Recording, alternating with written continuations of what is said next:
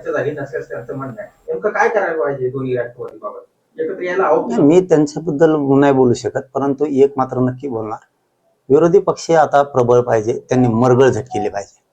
ते जे हमेशा हमेशा पडत आहेत ना, हे मरगळ त्यांनी झटकले पाहिजे. आता ती वेळ आलेली आणि विशेष करून पवार परिवारावर सुद्धा त्याचे किंवा ठाकरे परिवार असेल यांनी आता मरगळ झटकेली पाहिजे. हे विरोधी पक्षनेत्याचं सक्षम काम गोरगरिबांसाठी या जनतेसाठी त्यांनी उभा करायला पाहिजे. आणि त्यांनी एक यायचं का नाही यायचं हे त्यांचा प्रश्न आहे, परंतु त्यांनी सुद्धा आता दोन्हीने विचार करणं गरजेचं आहे. म्हणून मी मगाशी सांगितलं ना, शेवटी परिवार परिवार असतो. आता जरी त्यांनी उपमुख्यमंत्री पद घेतलं तरी पण परिवार एक संघ कसा होईल आणि त्याला राज्यात पुन्हा कसे ते मुसंडी मारतील त्यांच्या दबदब्याची, ते करण्याचा पाऊल खरोखरच दादाचं जर इच्छा असेल, मला माहित नाही त्यांचं काय ते, तर ते सुद्धा पूर्ण आता उपमुख्यमंत्री झाल्यानंतर त्यांनी पाऊल उचललं पाहिजे. कारण त्यांच्यावरती खूप मोठी जबाबदारी. ह्यो खूप काटेरी रस्ता आहे. आता ह्यो रस्ता खूप काटेरी. दादा होते, धकत होतं, काही असलं नसलं, आज खूप मोठी जबाबदारी या सुमित्राताईंवरती आली.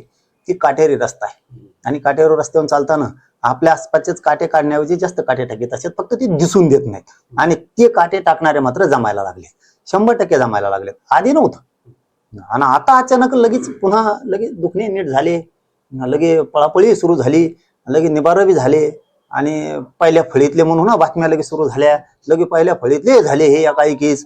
आणि हे दादाला सुद्धा वेदना देणारे लोक आहेत. आमचं त्या सोडून आम्ही खंबीर आहेत त्यांना, आमचं काय करते ते, आम्ही खंबीर आहेत त्यांना, आम्ही इतके खंबीर केले. आता आपल्या घातपाताच्या मॅटर मध्ये सुद्धा आपण आता यासाठीची मागणी करणार आहे. हो, कारण आम्हाला तो तपास योग्य वाटलेला नाही, पुनर्तपास होणार त्याचा. आम्ही सुद्धा यासाठीची मागणी त्याच्यात करणारच आहेत आता. कारण तुम्ही जर त्यांना सोडू देणार, तुम्ही त्यांच्या जामिनी होणार. कोणता तपास झाला असला, काय केलं, फॉरेन्सिकचा रिपोर्ट आला का नाही, काय झालं, तुम्ही पाठवले होते ना सगळे. जी तपास यंत्रणा होती माझ्या घातपातातली, त्या धान्याने केलेली त्याच्यातली, त्याच्यात काय झालं? तुम्ही तर म्हणले फॉरेन्सिकला पाठवायचं, आवाजच पाठवायचा, रेकॉर्डिंगच पाठवायच्या, त्या काय झाल्या? त्याच्यामुळे आम्ही त्याच्यात आता SITची मागणी देवेंद्र फडणवीस साहेबांकडे करणार आहेत आणि त्याचा तपास पुन्हा सुरू करणार. सुट्टी नाही देणार, कारण त्यांनी ह्यो कळस गाठेला होता. ह्यो कळस गाठेला होता त्यांनी. त्याच्यामुळं तो जरी आता याच्यातून काय, त्या रश्मी शुक्लाताई, बरेच जण ते नागपूरला जमले होते, अजितदादा होते त्यावेळेस, त्यांनी काय तिथं क्लीन चिट दिली असेल, परंतु ते आरोपीलाही सुट्टी नाही आणि त्याला पण नाही. आणि ते त्याला भोगावंच लागणार. आता यासाठीची मागणी होणार आहे. तसं ते म्हणलं होतं यासाठी आहे, त्यात काय झालं काय माहिती, चुट्टी यासाठी नेमली होती जणू गुप्त, त्यांनी त्याला एकट्यालाच माहित होती ती नेमली म्हणून.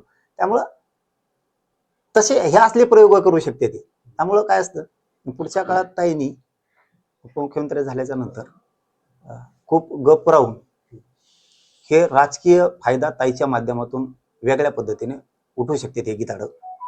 आणि त्याचबरोबर दोनही पोरांनी तिथून मग काय झालं असं नसन झालं ते विषय त्यांनी आता काय म्हणतात त्याला, गंगेत वाहलं तसं त्यांनी ते विषय सोडून देऊन आपल्या आईच्या पाठीशी ठामपणानं दोन्ही मुलांनी उभा राहून सगळा परिवार पुरा त्यांचा एकजूट करून की पुढचे पावलं त्यांनी चांगले टाकलेच पाहिजेत.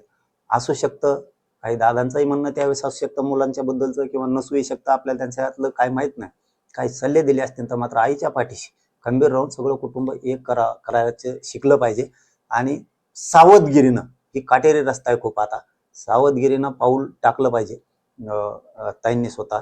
कारण हे गिधाड दादाला जितके माहित होते ना तितके ताईला माहित असते ना असं नाही. ते फक्त दाखवू शकतात आमची माया सगळी तुमच्यावर, आमचं सगळं काय असन आयुष्य तुमच्यावरती, आणि ते मात्र असा चौकून घेरा टाकू शकतात, खूप मोठा घेरा टाकू शकतात. कळून तर देणार नाहीत पण राजकीय लाभ उचलते. कारण एका दिवसात ते दिसायला लागलं, काय ती पळापळी, काय ते मागं पुढं, काय ते बसणं त्यांचं, आणि ते संस्काराच्या दिवशीच काय चर्चा का काय जणू, म्हणजे थोडंसं ते लक्षात घेण्यासारखं आहे. त्यांनी झालं दादांची आता त्या जागेवरती त्याच ताकदीचा माणूस असणं आवश्यक होतं. तर त्या दोन्हीकडचा अनुभव येता येईल, त्या लायक आहेत 100%. फक्त सावध राहिलं पाहिजे आमच्यामुळं. तर राष्ट्रवादी काँग्रेसमध्ये